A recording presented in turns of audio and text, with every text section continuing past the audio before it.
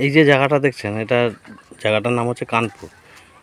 এখানে একটা পরিবার আছে, আমি দেখাচ্ছি মানে তারা কিভাবে থাকে, কতটা কষ্ট থাকে।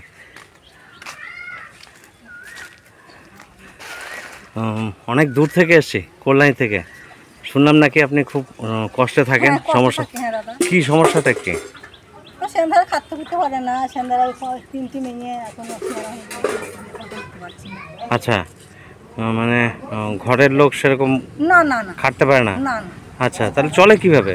ওই কোনো রকমে চলে, আচ্ছা, যাই কাজ করে, যাই করে সংসার চলে যায়, ম্যান ট্যান করে কোনো রকমে। কোনো রকমে? হ্যাঁ, কোনো রকমে চলে যায়।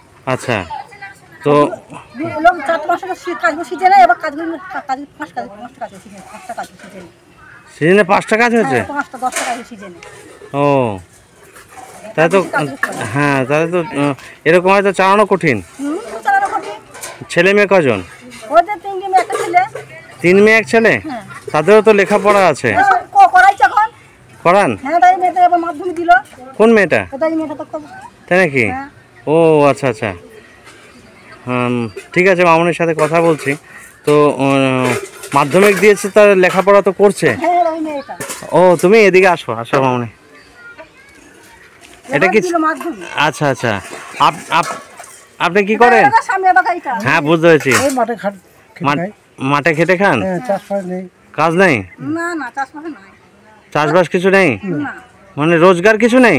তাহলে চলে কিভাবে? হ্যাঁ, আচ্ছা, তাই দিয়ে কি মানে মেয়েদের পড়াশোনার খরচা? পড়াশোনার খরচা তো অনেক। আচ্ছা, 3 মেয়ে? ও, তুমি? আচ্ছা, এটা ছোট মেয়ে? নাম কি তোমার মামনি? ও, কাদা থাক, অসুবিধা নেই। খুব ভালো লাগছে তোমাকে, খুব মিষ্টি মেয়ে তুমি। হ্যাঁ, নামটা বলো। আঞ্জুরা খাতুন। বাহ, তুমি খুব ভালো মেয়ে। কোন ক্লাসে পড়ো? 6-এ? বাহ, পড়াশোনায় ভালো, মানে পড়াশোনা করে? আচ্ছা, তাহলে এর পরে আমি যখন আসবো না, তোমাদের জন্য খাতা পেন পেন্সিল নিয়ে আসবো। তুমি 6-এ পড়ছো? বাহ, শুনে খুব ভালো লাগলো। তো আর এর উপরে তোমার দিদি আছে না?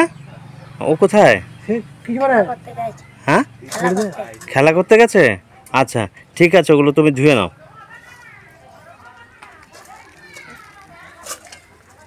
বেশ, মেজো মেয়েটা খেলা করতে গেছে? বেশ, তো ও সবকটাই তো খুব ভালো দেখছি। 3টে মেয়ে? হ্যাঁ, ভালো আছে। বাহ, প্রাইভেট টিউটর ছিল তোমার? টিউটর ছিল? কটা টিউটর ছিল? একটা। সেখানে মানে কি কি পড়তে?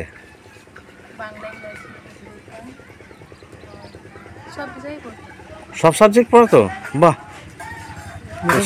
হ্যাঁ, মোটামুটি ভালো। হ্যাঁ হ্যাঁ,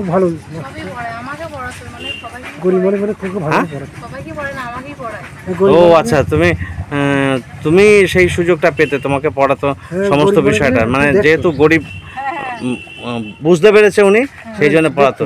তাহলে সেই শিক্ষক ভালো নিশ্চয়ই। হ্যাঁ, তার জন্য ওকে অনেকটা গাইড করেছে। পড়াশোনায় যারা লেখাপড়া ভালো হয়, তাদের পাশে সবাই থাকে। তো এবছর পরীক্ষা দিলে, মাধ্যমিক পরীক্ষা দেওয়ার পরে কি মনে করছো, কেমন রেজাল্ট হবে? হ্যাঁ, মোটামুটি হবে। বেশ, তাহলে তোমার জন্য একটা গিফট থাকবে। আবার যখন আসবো আমি গিফট দেবো। আর বোন, পরের বোনটা কোথায়? নেই, খেলা করতে গেছে। তো দাদি কোথায়? এখানটা আসো, নিচে আসো। তো অনেক দিনই তো হলো যে পরীক্ষা কমপ্লিট হয়ে গেছে, এবার কি করছো? চিন্তা ভাবনা কি, এরপরে পড়াশোনা করবে? করবে? বেশ, পড়াশোনা চালিয়ে যাও, কিন্তু হাতের কাজও তো কিছু শিখতে হবে, না হলে কিন্তু এই গ্রাম অঞ্চলে কষ্ট করে খেতে হবে। আচ্ছা, ও, মেশিন দরকার একটা। ছেলে কি শিখছিলে? কি? হ্যাঁ, পাঞ্জাবি শিখছিলে? বাহ, খুব ভালো। মানে কাটিং শিখেছো? কিছুটা শিখেছো। মানে কাটিং আর সেলাই এই দুটো তো শিখতে হবে, তাহলেই তো তোমার কোর্সটা কমপ্লিট হবে। কাটিং শিখলেও তো হবে না, মানে সেলাইটাও শিখতে হবে। তো সেলাই শিখেছো? আচ্ছা, বেশ, মানে তাহলে ওগুলো শেখো। তোমার পরবর্তী সময় যদি বাড়িতেও অর্ডার আসে তুমি রোজগার করতে পারবে কিন্তু। হ্যাঁ, চেষ্টা করো তাই। মেজো বোনের সাথে তো দেখা হলো না, তোমার পরের বোনের সাথে। দেখুন আজকে কোথা থেকে চলে এসেছি, কল্যাণী থেকে। তো এসেই কিন্তু এই গ্রাম পুরো ঘুরে ফেলেছি। এক দিদি এখানকারই ফোন করেছিল। তো এই যে এখানে বিল্ডার্সের দোকানটা আছে না, হার্ডওয়্যারের দোকান, হ্যাঁ, ওই ছেলেটা, ওর মা আমাকে ফোন করেছিল। ফোন করে আমাকে বললো যে এরকম ব্যাপার, আমাদের গ্রামে খুব দুস্থ পরিবার আছে 3টে, ওদেরকে যদি আপনি কিছু সহযোগিতা করেন, সাহায্য করেন। তো আমি সেগুলোই করে আসলাম। আমি শুনে খুব ভালো লাগলো যে মানে মাধ্যমিকটা এই কষ্ট করে দিয়েছে, নিশ্চয়ই সাকসেস হবে।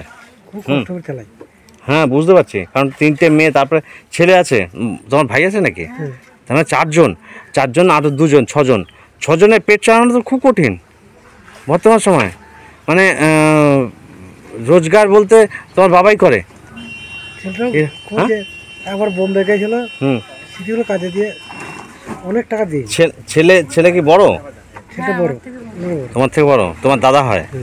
ও, টাকাটা মেরে দিল, কাজ করতে গেলে টাকাটা মেরে দিল। ও, ব্যাঙ্গালোরে গেছে, ওখানে কাজ করছে এখন, রোজগার করতে পারছে। বেশ, বোনের জন্যই চিন্তা করে। বোনের জন্য চিন্তা করবে তো, বোন পড়াশোনা করছে তো তার জন্যই তো যাওয়া। হ্যাঁ, তারপর বাড়ির জন্যও চিন্তা করে, সে তো দাদা, তো খুব চিন্তা করে বোনের জন্য। যাক, শুনে ভালো লাগলো। ঠিক আছে মামনি, ভালো থাকো তাহলে। হ্যাঁ, একটু মায়ের সাথে কথা বলে নি। তাহলে আপনি কোথায় আসছেন? কল্যাণী থেকে। হ্যাঁ, আমি এর পরে একবার আসবো আপনার কাছে। হ্যাঁ, এই যে ছেলেটি আছে হার্ডওয়্যার দোকানে, ওর মা আমাকে ফোন করেছিল, ফোন করে ডেকেছে। আমি কল্যাণীর থেকে এত দূর থেকে চলে এসেছি, কিন্তু এসে এখানে কয়েকটা পরিবার ছিল, খুবই কষ্টে থাকে, তাদেরকে কিছু মুদিখানা দ্রব্য কিনে দিয়ে আসলাম। দোকান বন্ধ হয়ে গেছিলো, সেই দোকান খুলিয়েছি, বাড়িতে গিয়ে দোকান খুলিয়ে জিনিসপত্র নিয়ে কিনে দিয়ে এসেছি। বুঝতে পারছেন, অত দূর থেকে নিয়ে আসা সমস্যা, তো এসব কিনে দিয়ে এসেছি। এরকম হচ্ছে ব্যাপার। তো 3টে বাড়ির কথা বলছি, 3টে বাড়িরই দেওয়ার মতো ক্ষমতা ছিল, দিয়ে এসেছি। আবার এখানে আসবো, আরও 2-3টে বাড়ি আছে, দিতে হবে। পরে আরেকদিন আসবো। আমি আমার মিশনে একটা কাগজ দিয়ে যাচ্ছি, যদি কখনো সমস্যা ফোন করবেন, অসুবিধা নেই। ঠিক আছে, ভালো থাকুন তাহলে। আসবো, হ্যাঁ, নিশ্চয়ই আসবো।